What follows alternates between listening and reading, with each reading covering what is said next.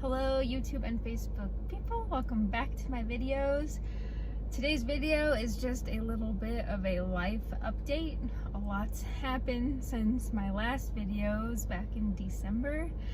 I really want to get back into doing YouTube videos. I miss it a lot. I've had a lot of really great hauls that I want to share, and a lot of upgrades in my business that I wanted to share, but I just felt weird coming back without first making this really awkward video and explaining where I've been. I know I don't owe an explanation to anybody. This is more for myself, so I feel like I'm coming back and not hiding this big lie or this big secret. Yeah, so 2021 kind of sucked a lot. I mean, we're still not even through 2021 completely. So far, it's probably been the worst year of my life. I'm gonna go ahead and throw out a few disclaimers, so trigger warnings for people. I'm gonna be talking about health things. I don't even know how to word it. This is so awkward to discuss. It's sort of a more serious topic, but at the same time, if you see me laughing, that's just how I cope with things that make me uncomfortable or sad or scared. Let's see, what else? If I cry, well, it's because I'm dealing with some big, scary crap in life. I will probably be editing out the crying parts because I am one ugly crier. It's not cute at all. I look like Gollum, so we will be editing those out. Sorry if I ramble in this video. I'm just nervous and don't know how to say this all in a way that makes sense. But let's see. So like I said, I've been having some health issues. Started back in October, but we'll jump forward to January when my doctor told me that I had breast cancer. Yeah, it's really weird to say that. So I'm just gonna try and discuss this as if we're having a conversation, which I don't know if that's the best idea now that I think about it, because I am horribly socially awkward and really bad at having conversations. So let's see, where do we start? Back in October, I was watching Netflix, laying on the couch, watching TV. I remember Chad was at the computer editing a YouTube video, and I regularly, probably at least 2 times a week, give myself like an at-home self breast exam. And I remember feeling something in my right breast that I had never felt there before. It was really small, but like noticeably there. And the feeling was just like I was sinking through the couch, like all of this dread. I'm guessing that's the emotion, dread. I've never felt this before, but like I just felt like my body was sinking through the couch. Because like, holy crap, I just felt a lump in my breast. So I remember sitting there feeling back and forth, like desperately looking for the same lump on the other side, because I was thinking maybe if it's on both sides, it's supposed to be there and it's just part of my body.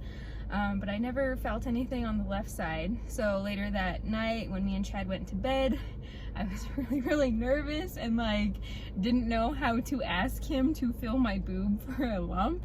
So I told him, give me your hand. So he gives me his hand and I set it on the spot where I found the lump. And I asked him if he felt anything, and he said, yeah, what is it? And I said, oh, nothing. I was just seeing if you felt it too. Like I blew it off like it was nothing, but really inside I was just like, crap. So I rolled over and I pretended to go to sleep because I didn't want to answer any questions about it. I didn't want to think about it. So next day I did a bunch of research on the computer. Obviously I feel like that's what anybody would do, is like frantically searching for what it could be. I saw a lot of articles talking about how when a woman is on her period, sometimes her breast can form hard lumps that get mistaken for breast cancer. Like you feel it, you think it's breast cancer. So I was hoping that that was the case because I was on my period, so I was thinking maybe this is all that it is. So I decided to wait for my period to end, and then I waited a week after that, just to make sure and see if it would go away, and it didn't go away. So after that, I started the process of trying to figure out what it was. I called the doctor to make an appointment to get my womanly exams, and at the time I was 32. I'm 33 right now. My birthday was in January, but I was 32 at the time, calling about a lump in my breast. So they weren't in too much of a hurry, because typically somebody my age, it's not going to be breast cancer. So it was about a month-long wait before I could actually get in just to get a mammogram, which was really crappy. Like, it was very stressful, and mentally I was in discomfort waiting to go to the doctor to see if I have breast cancer. So finally I get in and we start the process, and I remember, I don't know if it's just our small town, but we are not known for having good doctors here. But I remember going in there, and he couldn't feel the lump that I was talking about, so he asked me to show it to him, and I couldn't find it. I was really nervous. You know, he's in a delicate area, brand new, and he's a male, and I just felt really awkward. So because of my nerves, I couldn't find the lump either. So his response was, "Oh, lucky you, it disappeared." And I don't have a very good poker face. I think it runs in my family. Me and my sister both do not have poker faces. So I'm pretty sure I was just sort of glaring at him, and so he reluctantly said, "But we can schedule you to get an ultrasound just to make sure." Because typically you just go get a mammogram, but if they do feel a lump, then they send you in to get the ultrasound as well. So on that day, we just did like a physical exam, and we did the mammogram, which is an x-ray. They scheduled for, in like a few days, I did my ultrasound. And while I was in there doing that one, it was just like the nurse that came in and took the pictures, but she kind of felt concerned about the images, so she took them to the person that reads the images. She took it to that person to get their opinion on it. He definitely wanted a biopsy, so a few days later I come back to get my biopsy, and like I was saying, my small little town, they're good doctors, they just don't have like the best tact. I don't know. The guy walks in, he looks at the screen, and he says, "Oh, that looks like it's about 50-50. But like at that point, I was still trying to be like positive, and I was more on the lines of, it's probably not cancer, I'm really young, it's probably not cancer. But he came in and he said that, and after that I kind of just felt like, well, this is it, I got cancer, even without having it read. But anyway, so we did the biopsy, and that took a few days to get the results, and then my doctor calls, and it was probably the shortest conversation I ever had on the phone. He calls and he says, "Hey, I've got some bad news. The lump is cancer, but here's the number to a specialist." And like, that was the end of the conversation with him. Luckily, the doctors ended up getting better when I got outside of my little town. My specialists are in Colorado Springs, which is about 45 minutes away from us. But yeah, a lot better service with the specialists. So I got off the phone with him, and I remember pacing back and forth in my kitchen, just cussing, saying F, F, F, F. I'm not gonna say it on my YouTube channel, but I didn't know what to do, so my brain couldn't think, and that's all that was there was the F word over and over and over. So then finally I called Chad. Like, it was still in the morning. It was like 8 a.m. when I got the phone call, and I shouldn't have called Chad. Like, now that I think about it, I know I shouldn't have called Chad. Like, that's the worst thing you can do, is call somebody while they're trying to work and be like, "Hey, I've got cancer." So when I called Chad, I was just like, I have cancer and I don't know what to do right now. It was also a pretty short conversation because he was at work, but at the end of the conversation I had decided, well, what am I gonna do? I'm gonna go do laundry. Like, that was the only thing in my brain. I had a load of laundry I needed to do, so that's what I was gonna do. I don't know, just looking back on it, it's just a weird thing. You get told you have cancer and your first instinct is, I need to finish my load of laundry. And really, the other thing that was going through my mind was just preparing for the amount of inconvenience that was coming my way. Like, I know with cancer, there's a ton of doctor's appointments, and in Colorado Springs, like I said, and I knew I wasn't going to be able to like drive myself up there. I suck at driving, especially in bigger towns. So I knew it was going to inconvenience Chad a lot, taking me to all of these doctor appointments. I knew having surgery was going to be such an inconvenience, and I was going to have to inconvenience people in my life to help me get through it. Like that was just a big thought of, I'm going to be such a big inconvenience to everybody and to myself. Like, that was my one main thought. Yeah. Another thing that had been on my mind since October, when I first found the lump, was, how am I going to tell my family? Like, if I have cancer, how am I going to tell this to my family? And since October, like, I did not get good sleep at all. I would lay in bed and just think over all of the scenarios and how I would go about telling my family, and like, there was just no good way of doing it. And then even after finding out, like, I wasn't ready anyway to tell people about it, but I also felt like I shouldn't tell people about it. So I got told about my cancer, and then later on in that same day, I had to go help my family set up for my uncle's funeral. And throughout the whole day, it was just, oh my God, I have cancer. Oh my God, I have cancer. Oh my God, I have cancer. But I didn't want to share with anybody. I mean, I did want to share with people. Like, I wanted this big secret out of me, but I felt like I shouldn't tell people. Like, I just wanted people to be in the moment and just be able to be at the funeral and have all of their feelings without having my cancer on their mind. So I waited a while, and then I was talking with Chad, and I decided maybe the best plan of action is I don't tell anybody I have cancer until like the night before I go in for surgery, and then they won't have that much time to worry about it. He thought it was a bad idea. I also told that plan to my social worker. When you have cancer, you get what's called like a cancer team, and it's just a bunch of different people that are there to help you, and one of them is a social worker. She calls, checks up on me, helps me with my problems, or helps me figure things out. And I told my plan to her about waiting the night before, and she told me that was probably the worst idea that I could have.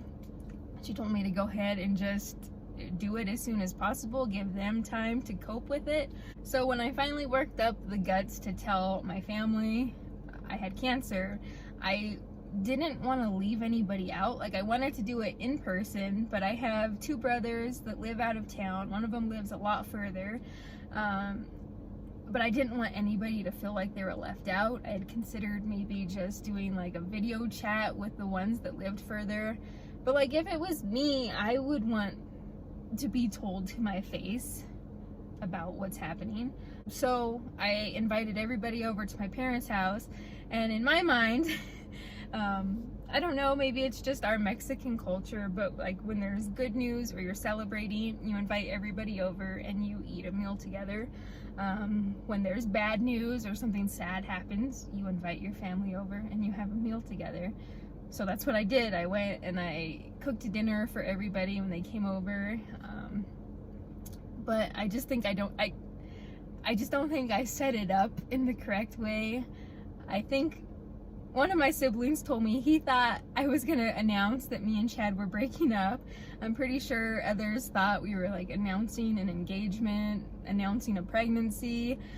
Like, everybody, I feel like, had these ideas. But then we sit everybody down, and I told the kids to go into the other room and play, because like, I didn't want to break down in front of my nieces and nephews and scare them.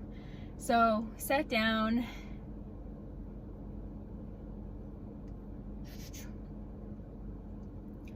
So we sit down in the living room, and everybody's just staring at me, waiting for this big announcement. And like, I don't even know what I said, or how I said it. Like, I feel nervous telling the camera right now that I have cancer. So there was so much anxiety and pressure and fear of telling people this news, people that I love, this news.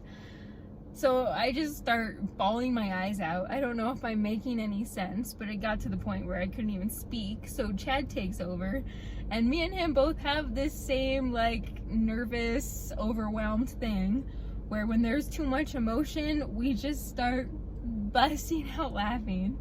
And I can't imagine how confusing this must have been for my family. Me sitting on the couch bawling my eyes out while Chad's sitting next to me laughing. And like, I've never seen him laugh this much in 19 years of knowing him. I've never seen him laugh this much. And he's cracking up laughing, telling my family that I have breast cancer. And their faces are just so, like, confused. I don't think it hit them exactly the severity of the news we were telling them because of our reactions and how weird and awkward we were being. And then finally I think it hit and people got what we were trying to say. Yeah, but like right after we got done telling them, I felt relieved. I didn't have to hide this big secret of having cancer, and like it also was just good because my mom, my sister-in-law, and my sister, Smelly Melly, they all agreed because my decision was to have a bilateral mastectomy, non-nipple saving. So with me, they removed both my breasts, both my nipples. But I remember when I first told my surgeon that, she was a little shocked because of my age, how willing I was to just get rid of my breasts. But like, I don't want to live my life worrying that my cancer is going to come back. So she made me feel like maybe I was being like overreacting or something to it, which I don't know. I know it was a small lump of cancer, but in my mind it's cancer in my body. Get it out, and get out anywhere that it can grow back. Like, so I don't know. I felt like my surgeon didn't agree with me and thought I was overreacting, but my mom, my sister, my sister-in-law, they all agreed, and they were like relieved that that was my decision because I know that they would have been worrying too. So it just felt good to have people in my corner that agreed, and they didn't think that I was overreacting to cancer, which even now sometimes I feel like I can't have all of the emotions I want to have or that I am having. I feel like I feel guilty when I get upset, because sometimes I do get upset about having to lose my breasts and my nipples. At the time, it didn't seem as big of a deal because I just wanted them cut off my body and I didn't want cancer inside of me anymore. But now that things have slowed down, I mourn the loss of a body part, like a piece of my body was removed, and it makes me sad. But then at the same time, I feel like I'm being ungrateful because I've had a few people tell me, oh, well, at least you didn't have to do chemotherapy, you know, you're lucky you didn't have to lose your hair and you didn't have to be sick. But I don't know, it rubs me the wrong way when people say that. I literally don't have breasts or nipples. I don't feel lucky. Like, if what you mean is, oh, you caught it early enough, you're not gonna die, you're lucky, then yeah, I'll accept that. I agree, I am lucky that we caught it early enough and that I am going to live a long, happy life. But yeah, I hate feeling, like I still feel a little bit of shame and guilt over having emotions of sadness or loss, or just in general feeling down that I had cancer, because in my mind I feel like, oh, but it wasn't that bad of a cancer. Like I feel like some people, maybe that's how they see it, and then I feel guilty. It's hard to explain. It's just those weird emotions of having guilt. Yeah. Like with my treatment, like I said, I had the bilateral mastectomy, no nipples, so they removed all of my breast tissue, and I have implants underneath my muscle. So I have scars that are like from behind my armpit area that goes from here all the way across, and the same on the other side, and then up here. So like there's about half an inch right in the center that doesn't have a big gnarly scar. For my aftercare, for 5 years I am on an estrogen blocker. It's called tamoxifen, because my type of cancer that I had, it wasn't genetic, it was fed by estrogen. So we block that and we prohibit it from growing. So that's about where I am right now. I had 2 surgeries. The first one, they removed all of my breast tissue, the nipples, some of my extra skin, and then they put in what's called spacers. They're filled with air. And then later on, as you're healing and you get like your tubes out, because they put 4 tubes in you that drain all the juices out of you. Once those are removed, they can start taking the air out of your spacer, and inside of it they put saline solution until you get to the size you want. We did that for the first surgery, and then second surgery they take out the spacers and they put in the actual silicone implants and fix up anything they need to. So on my second surgery they did that. They replaced the spacers, and then they kind of tucked in on my sides. There was like extra skin flaps that they had, I don't know, but my plastic surgeon, he tucked those in to make it smooth and normal looking. I still don't consider them breasts, but yeah. Everything physically with the surgeries, it went really well. Like everything healed really well and fast. All of my doctors and specialists were like, wow, you're walking really good, or wow, you're not in any pain. Like they're really surprised. But I also feel like with breast cancer, they're used to an older group of women. So my young 33-year-old body just healed a lot faster. Which I was surprised. I was expecting a lot worse, but mainly it was just discomfort, which mentally was hard. Just like, there was like some pain, not a lot, but any pain that there was like overshadowed just by the mental discomfort. So maybe that's why I didn't have any trouble with pain. Yeah, so we are, I think, 6 months out from my first surgery. I was seeing my plastic surgeon once a week, but now that everything's done and healed, I don't have to see him for every 6 months. Same with everyone else. My surgeon, plastic surgeon, and my oncologist, I only have to see them every 6 months for like a year, and then after that, it's just my oncologist. So if I'm keeping this video 100% honest, the physical stuff, like I said, it all went really, really good. But I do feel like mentally and emotionally has been a really big struggle for me. I did not see that coming. Before the first surgery and like right after finding out I had cancer, I only had like one time that I broke down and I just got scared and cried, and I just told Chad, I don't want to do any of this. Like, I don't want to do cancer. Like, I just don't want to do all of the steps that I need to. I'm incredibly socially awkward and introverted, so like, I was so traumatized at the idea of having to go to all of these doctors and all of these appointments, because I'm just so antisocial, and I was scared. I was anxious to have to do that.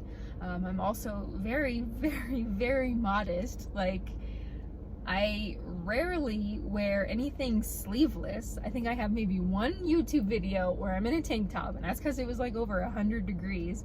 But other than that, I don't go in public like in tank tops. Like, if I go out and exercise, like, it's when I'm completely alone, like I have the whole park to myself, then I'll wear a tank top. Like, that's how modest I am.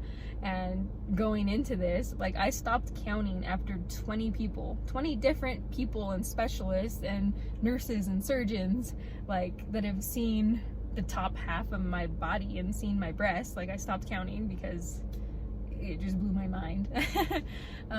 So mentally, it's just been hard. After the first surgery, I think was the hardest.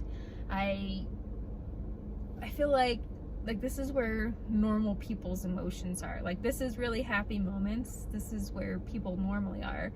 And like, this is kind of where I was every once in a while, with like a spike of happiness, and then it would come right back down here. It's just a lot mentally to take in. Like, there's never like a day that I'm not thinking about cancer. Not so much that like I'm scared to get cancer again. My risks of getting it are 1%, of getting it again, I should say, is 1%. So I'm not scared of getting cancer again. I just think about, like, it just hits you like a wave, just like crashes into you, and you're just like, oh my god, I had cancer, or oh my god, I don't have breasts, or like I'll be at the dog park and randomly I'm just like, I wonder if anybody here knows that I don't have breasts. Like, of course they don't. Nobody's looking at my chest. And I did do reconstruction, so like I have some lumps on my chest. Like, I have 2 mounds on my chest. So literally nobody's wondering about my breasts or if I have boobs, but that's just like the random thoughts that go through my head. Or if I go to an area where people know about my cancer, I'm just like, are they wondering? Like, Valerie said she had breast cancer, but she has boobs still. I don't understand. So now you know. Yeah. And I do apologize, because this video was kind of meant as maybe just a update for people that do know, which not that many people do know. But also to come out and let everybody else know, friends and family on my Facebook, people that have messaged me on Instagram that are from YouTube, wondering where I've been. I'm still here, just slowly getting back to life. But yeah, I do apologize, like, especially if you're family and you're just now watching this video and you didn't know. I'm sorry for not telling you, but literally I told, personally, like me, I told my siblings, my parents, Chad, I told like 3 YouTube people. So in total, in my whole entire life of people, I told 10 people. So it's not like I was trying to hide it from you specifically, and like I didn't want you in the loop. It's just like a really hard, awkward thing to talk about. And it's taken me 6 months to be able to come out and say it to everybody else. Yeah. Going back to talking about being depressed, I don't think I finished that thought completely. So that was after my first surgery, and then after my second surgery, like, I don't know what had changed mentally, but just something kind of clicked, and I felt more like myself. Like, things, like, I felt like I was up here too, and like things were gonna be normal. I still have rough moments, obviously, like, it just doesn't go away. Like, a few weeks ago, me and my mom went to the dog park. It was on Friday, on her day off. She went with me like pretty much every morning during the summer when she was off, but now that she's back to work, we just went on a Friday, and we were there, and she had an accident. A dog ran into her, and she fell and hit her head like really, really hard, and it was really scary, and we had to call the ambulance, and they took her to the hospital to get her checked out. And like, it just, like, it hit me all over again with like the depression and the emotions, because like for just that little while after my second surgery, I was feeling like life went back to normal, and then like boom, it hit me. Like, my mom got hurt because she was going to the dog park to help me. Like, I consider it my physical therapy, going and walking. Walking lowers your risks of getting cancer again, so like I've been walking a lot. And I know that she goes with me because she wants to be supportive through this. Obviously, she's a really good mom. But like, I just felt so responsible for it. Like, she wouldn't have got hurt if she didn't go with me to the dog park. So, I don't know. Like, it's easy. When the cancer is just affecting me, like, I can handle that. I can tough it up and take it and just live my life. But like, when it starts to affect people around me, it's like, it's just really hard to handle, because it feels like there's nothing I can do about that. And I just felt like I don't know how to word this without like sounding over dramatic, but like for a little while it felt like after all of my surgeries were done, like cancer was done and I could start like the mental healing process, and one day I would completely forget that I ever had cancer. But on that morning, like it became very clear to me that just because my lump's gone, like I'm still always gonna have this cancer. Like it's gonna be a part of my life it seems like it's gonna be a part of my life forever, and then it's not gonna go away. But also throughout this process, I've slowly been learning that it's all a growing process. Like you go through these really hard things in life and it sucks. Like it really, really sucks. So like if you're going through anything similar or even any other medical things, or life's just really hard at the moment, like it'll be hard for that moment, but it's not forever. And I just keep telling myself that over and over. So yeah, I'm never gonna be able to forget the fact that I have cancer. Like ideally, I was hoping that like one morning I'd wake up and I just wouldn't think about cancer. Like I'd forget that anything ever happened. But I've come to the realization, or I've just become okay with the fact that it's gonna be a thought in my mind, but it doesn't have to always be like this horrifying bad story of cancer. Like I'm trying every single day to better my life, so maybe it's just a daily reminder to like live your life better, like treat your body good. Even though I didn't do anything to cause my cancer, like I still want to do better for my body. Every weekday morning, me and my sister go out at 6 a.m. and we exercise. Like we get in a pretty good exercise, and then right after that I go and I take my parents' dog and I take it to the dog park for half an hour, and I just try and be good to your body. I don't know, I just try to counteract all the bad things that have happened. I don't know if that's the right word. Like I'm just trying hard to bounce back. Sometimes it's kind of a hard concept because I just want to have my boobs back or I just want to be treated normally. A lot of the times I get the people like, how are you?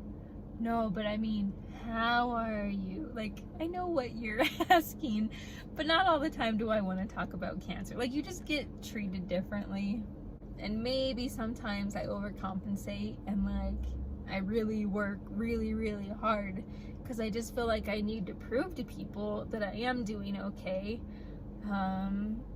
Like I don't want to come off like I'm weak. I know after that first surgery, like I was literally very, very weak and I could literally not do anything myself. I could walk. That was about all I could do for a few weeks.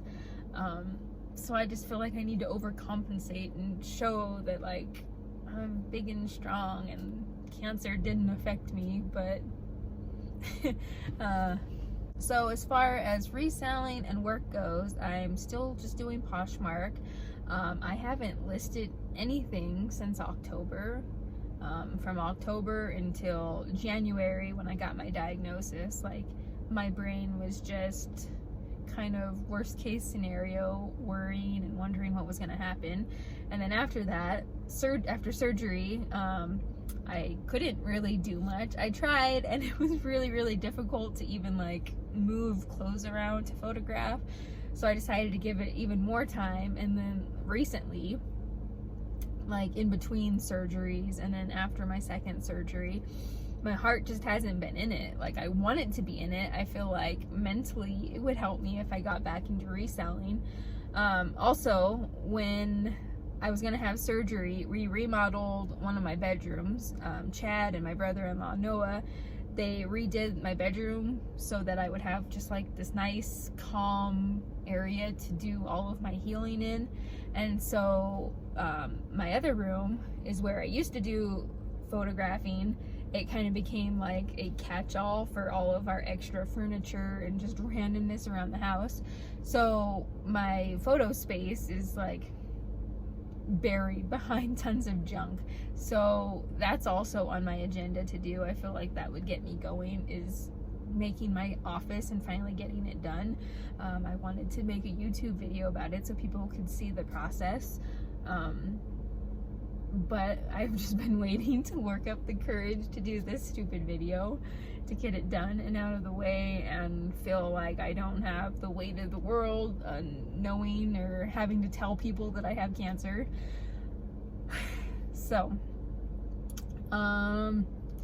yeah, that's what's in my future. Redo my Poshmark room so I can photograph in there and just get back to it. Keep exercising, keep moving my body so that I don't just curl up on the couch and give up on doing everything.